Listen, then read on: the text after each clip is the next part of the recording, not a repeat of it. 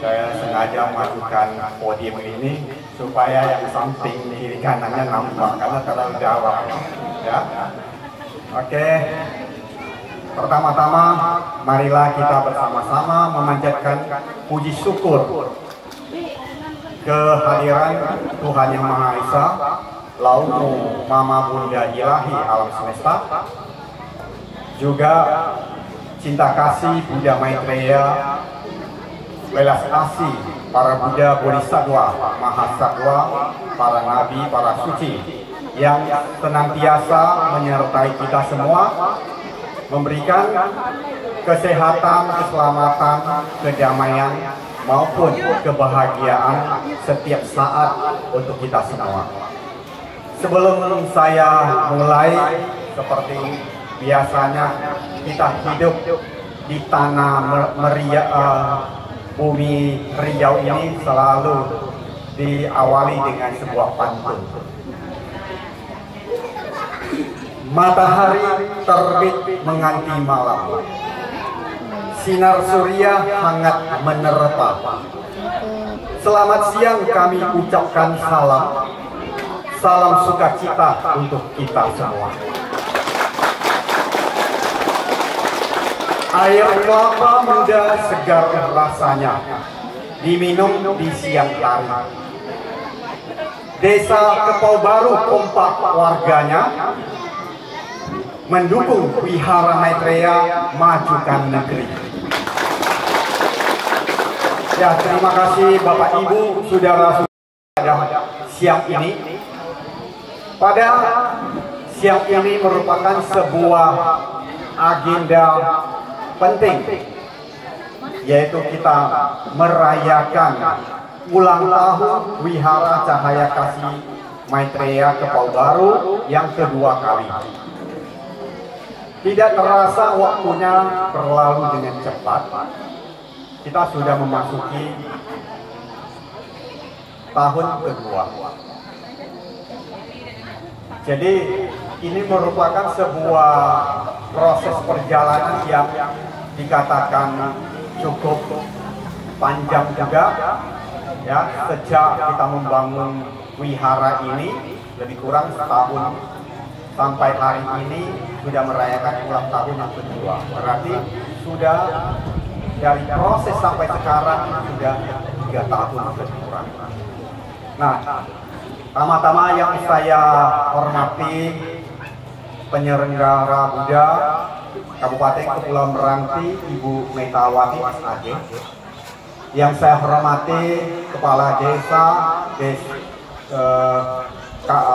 Kepau Baru, Bapak Pacat. Yang saya hormati pengurus lapang bumi Kabupaten Kepulauan Meranti. Yang saya hormati pengurus Wihara Cahaya Kasih Maitreya Desa Kepau Baru.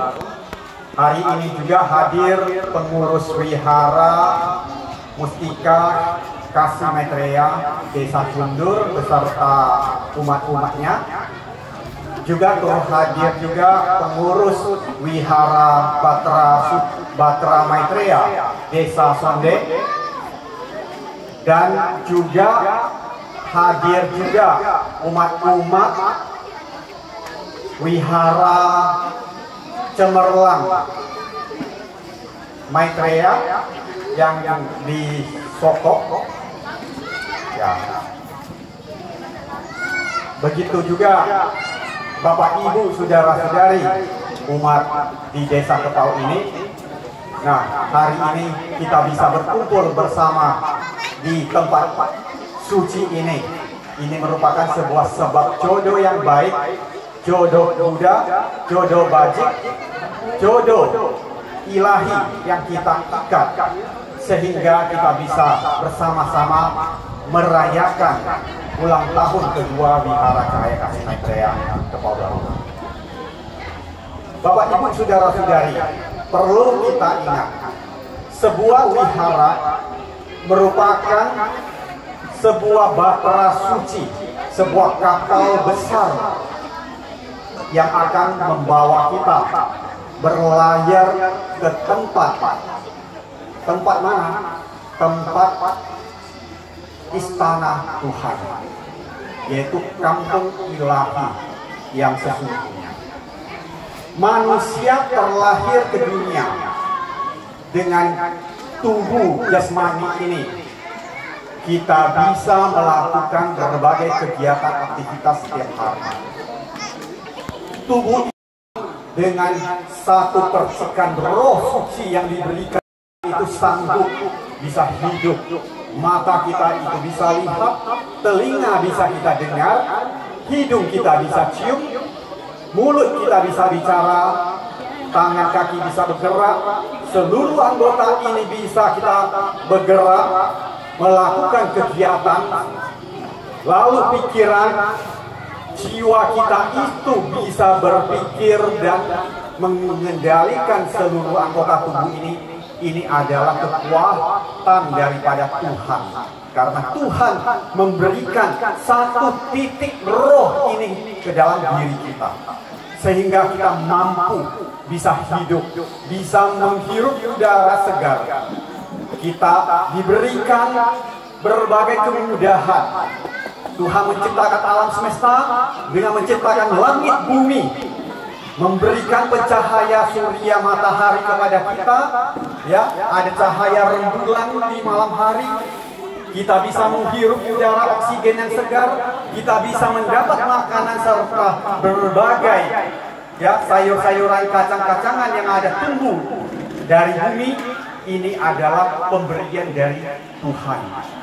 Sehingga sebagai manusia kita seutuhnya harus selalu bersyukur, berdoa, ya, bersujud kepada Yang Maha Kuasa. Dengan didirikan bangunan tempat ibadah ini yang disebut wihara, marilah kita datang.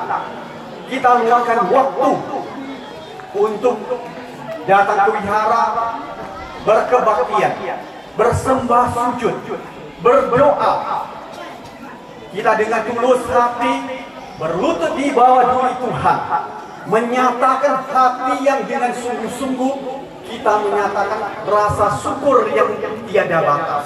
Karena tanpa Tuhan hari ini saya tidak bisa hidup dengan aman, saya tidak bisa hidup dengan tenteram. Bahkan saya tidak bisa mendapatkan sesuatu dengan mudah. Tanpa dengan Tuhan, semua yang diberikannya, kita hidupnya tidak bisa begitu gampang. Marilah Bapak Ibu, saudara-saudari semuanya, kita harus menyatakan puji syukur kepada Tuhan, Laumu Mama, Bunda Ilahi Alam Semesta. Juga kepada para Buddha yang senantiasa melindungi kita. Meskipun kita tidak lihat, kita tidak bisa lihat dengan mata kasat mata kita, namun mereka selalu ada. Juga kita berterima kasih kepada negara kita, kepala-kepala negara kita, kepada pemerintah yang selalu melindungi kita dari bahaya, memberikan tempat yang aman, nyaman untuk kita semua.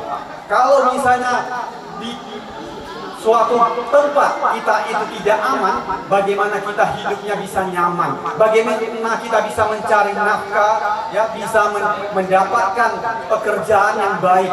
Itu adalah lindungan daripada negara, dari pemerintah.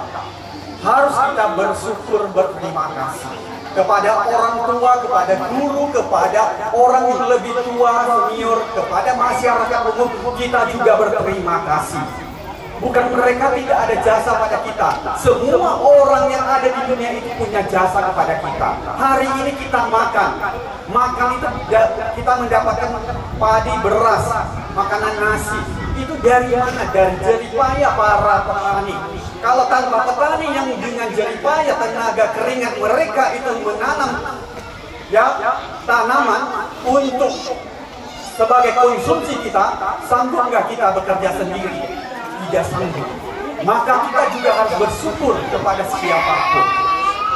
Jadi Bapak Ibu, saudara-saudari, hari ini kita terlahir ke dunia ini mendapat semua bantuan, pertolongan dari orang lain.